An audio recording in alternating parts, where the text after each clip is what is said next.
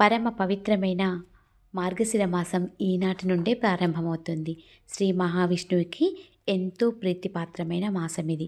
ఈ మాసంలో శ్రీ మహావిష్ణువుని తులసి మాలలతో ప్రతిరోజు మనం పూజిస్తే సర్వశుభాలు కలుగుతాయి.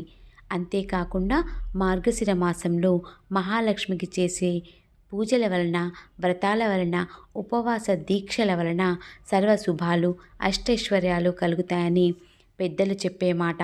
ఈ మార్గశిర మాసంలో ప్రతిరోజు పండగ దినమే. మొట్టమొదటి రోజైన పాడ్యమి రోజే పోలి పాడ్యమి అని పర్వదినంతో మనం ఈ మాసాన్ని మొదలు పెడతాము. అయితే ఈ మాసంలో ఇంకా కూడా విశిష్టంగా అనేక పండుగలు కూడా జరుపుకుంటాము. సుబ్రహ్మణ్య షష్ఠి, మిత్ర సప్తమి, గీతా జయంతి, దత్త జయంతి వంటి విశేష పర్వదినాలు కూడా ఈ నెలలోనే వస్తాయి. ఈ నెలలో మృగశిర నక్షత్రం పౌర్ణమి నాడు వస్తుంది కాబట్టి మార్గశిరమని పేరు వచ్చిందని చెప్తూ ఉంటారు. మార్గశిర గురువార వ్రతం అనేది చాలా విశిష్టమైనది.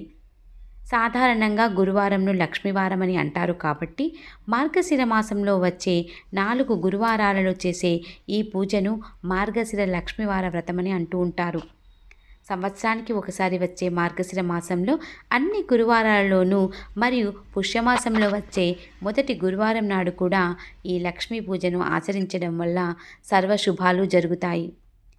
ఈ మార్గశిర మాసంలో ఎవరైతే ఈ వ్రతాన్ని ఆచరిస్తారో వాళ్ళకి రుణ సమస్యలు తొలగి శ్రేయస్సు, సంపద, ఆరోగ్యము, సౌభాగ్యము కలుగుతుందని విశ్వాసం.